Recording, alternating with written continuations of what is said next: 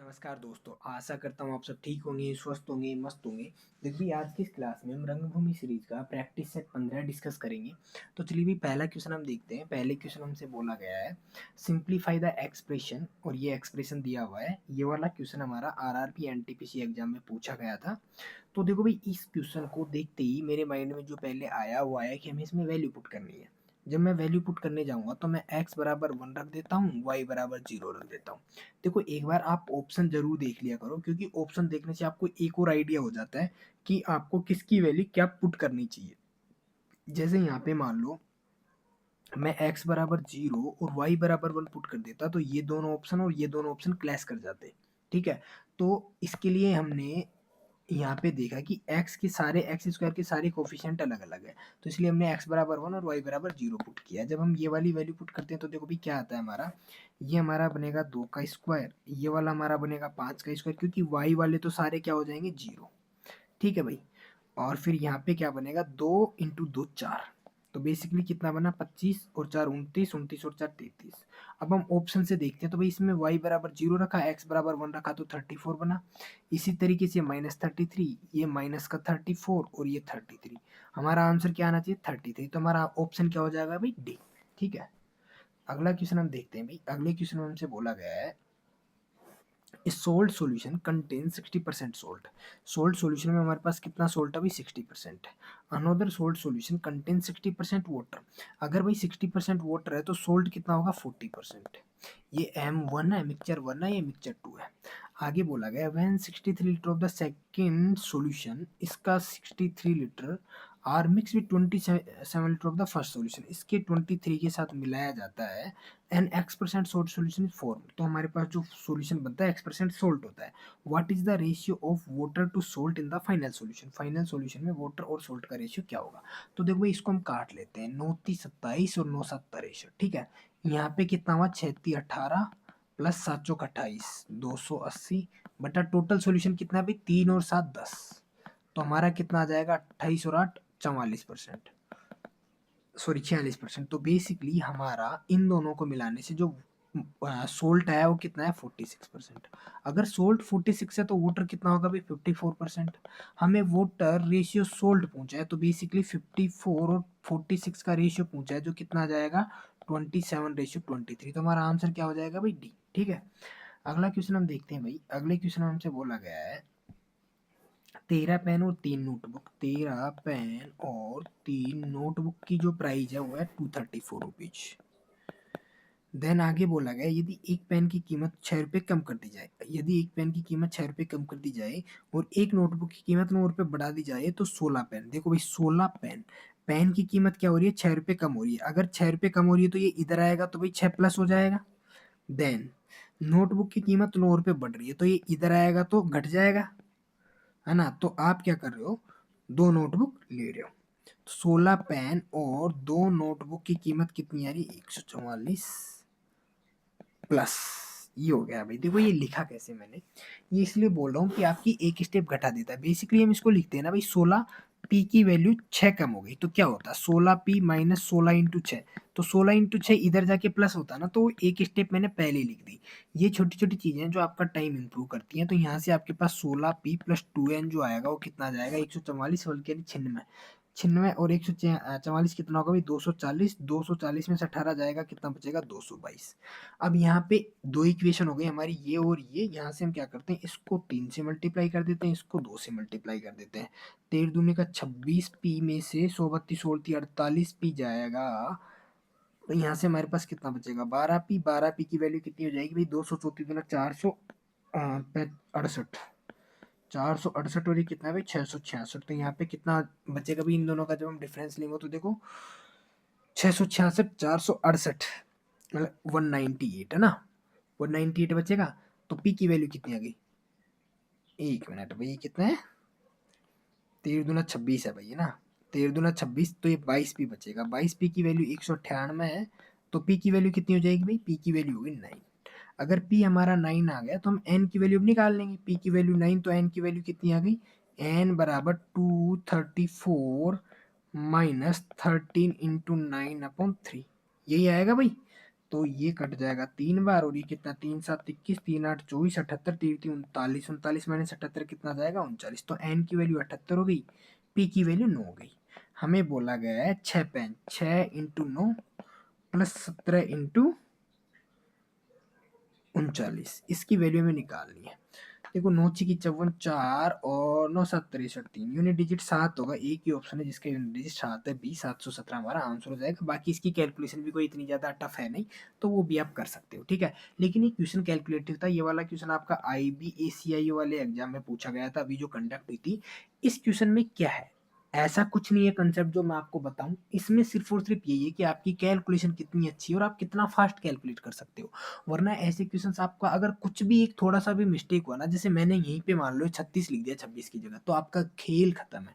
3 minute लेके जाएगा exam में कम से कम, बता रहा हूँ मैं, अगर यहाँ पे फंस गए तो मैं रिकमेंड करूंगा कि आपको पता है ये क्या है, लेकिन पहले राउंड में ऐसे क्वेश्चन को स्किप करो भाई। अगला क्वेश्चन है, देखो भाई, ये बहुत प्यारा क्वेश्चन है भाई, CGL मेंस 2018 के एग्जाम में पूछा गया था, 11 सितंबर को एग्जाम था, 11 सितंबर 2019 को। इस वाले क्वेश्चन में हमसे बोला गया, train travelling at speed of x kilometre प्रति घंटे क्रॉसेस से 200 metre long platform in 30 second. देखो भाई 30 सेकंड में जो ये डिस्टेंस कवर करती है वो कितनी है, 200 मीटर लंबा तो प्लेटफॉर्म को कवर करती है, और साथ में खुद की लंबाई भी कवर करती है। देखो ये सेम कॉन्सेप्ट आपको मैंने आज से 5 साल पहले 2020 में इसी यूट्यूब चैनल पे आपको मिल जाएगा, TSD कंसेप्ट करके, वहाँ पे देखना, मैंने बहुत अच्छे तरीके से पढ़ाया है, और इस पे बेस पे जितने भी क्वेश्चंस बन सकते हैं वो सारे मैंने वहाँ पे करवाए हैं। बेसिकली है क्या कि एक ट्रेन है, अगर एक ट्रेन एक प्लेटफॉर्म को पार कर रही है, उसका मतलब क्या है कि ये ट्रेन है और ये प्लेटफॉर्म है। अगर ये ट्रेन इस प्लेटफॉर्म को पार कर रही है, मतलब ये इस तरीके से पूरी पार कर जाएगी, तो इस ट्रेन ने कितनी डिस्टेंस कवर की, इस ट्रेन ने ये प्लेटफॉर्म की लंबाई पार की और साथ में खुद की लंबाई भी तो पार की भाई।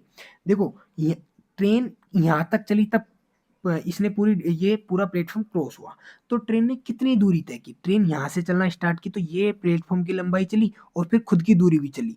तो बेसिकली ट्रेन जब प्लेटफॉर्म को क्रॉस करती है तो खुद की लंबाई प्लस प्लेटफॉर्म की डिस्टेंस दोनों कवर करती है, तो ये 30 सेकंड में इतनी डिस्टेंस कवर करती है। आगे हमसे बोला गया, and overtaking man walking in the same direction at the speed of 6 kilometre per hour in 20 second. साथ में क्या कर रही है, 20 सेकंड में एक आदमी जो उसी की दिशा में आ रहा है उसको भी पार करती है। उसकी स्पीड कितनी है आदमी की, 6 किलोमीटर प्रति घंटे।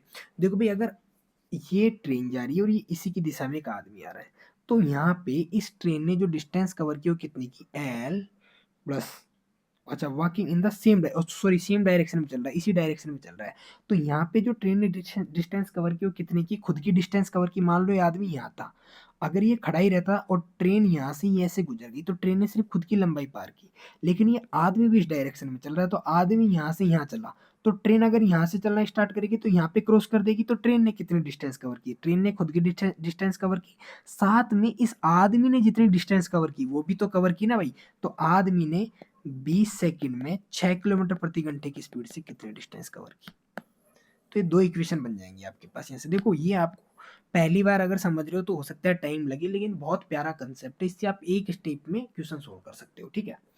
अब यहाँ पे देखो भाई, अगर मैं इन दोनों को घटा दूं तो ट्रेन 10 सेकंड में कितनी डिस्टेंस कवर करेगी, एल से एल कट जाएगा, 200 माइनस 6 से 3 बार, 20 पंजे 100 बटा 3, मतलब 3 दूना 600 माइनस 100, 500 बटा 3 डिस्टेंस 10 सेकंड में कवर करती है।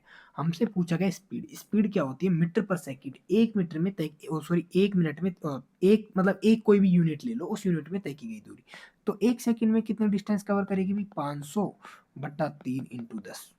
अब इसको मेरे को अगर किलोमीटर पर आवर में चेंज करना है तो 18/5 से मल्टीप्लाई कर दो, 50 से 50 कटा, 3 से 6 बार, तो हमारा कितना जाएगा, 60 किलोमीटर पर आवर। अगर आपको एक कंसेप्ट डिटेल में देखना है तो इसी चैनल पर आपको नीचे ये वीडियो मिल जाएगी, 5 साल पहले की वीडियो भाई, ठीक है। अगला क्वेश्चन है हमारा ये वाला। इस क्वेश्चन में हमसे बोला गया है, मान लीजिए कि रुपया x का निवेश किया जाता है और 2 वर्ष बाद 5% साधारण ब्याज पर इस पर y रुपये ब्याज मिलता है। देखो भाई बहुत प्यारा क्वेश्चन है। प्यारा क्वेश्चन क्यों है, क्योंकि जब ऐसी वैल्यूज आ जाती है ना वेरिएबल्स में, तो थोड़ा सा करने में दिक्कत आती है।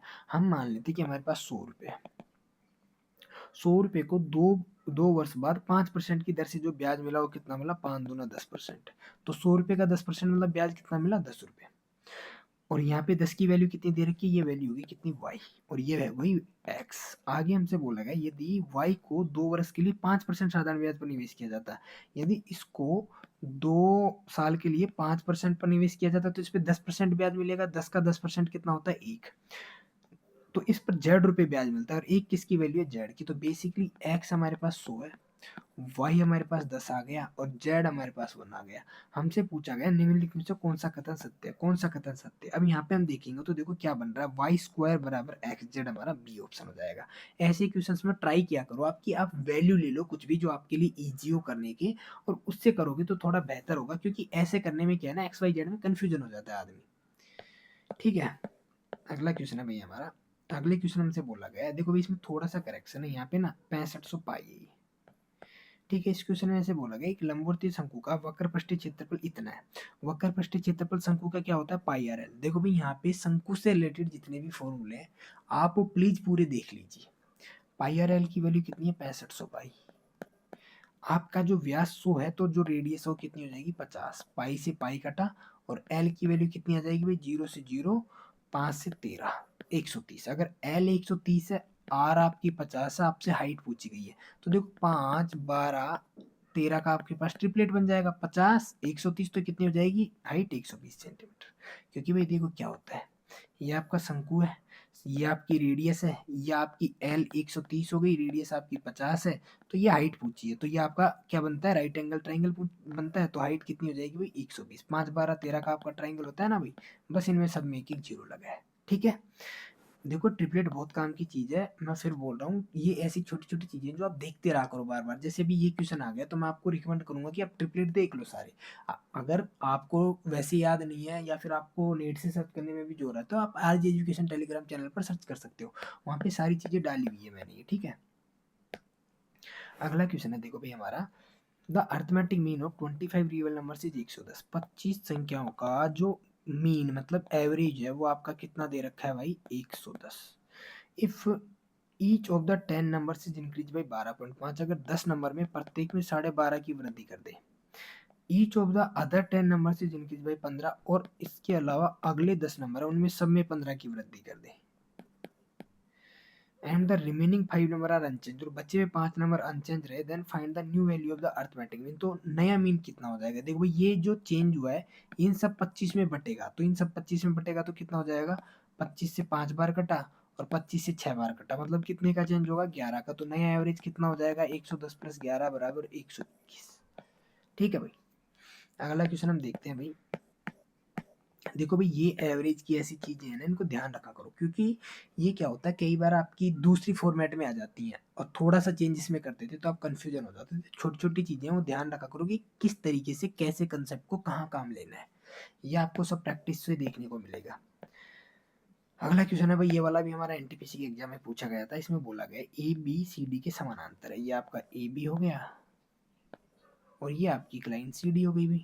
ठीक है, ये दोनों समानांतर हैं।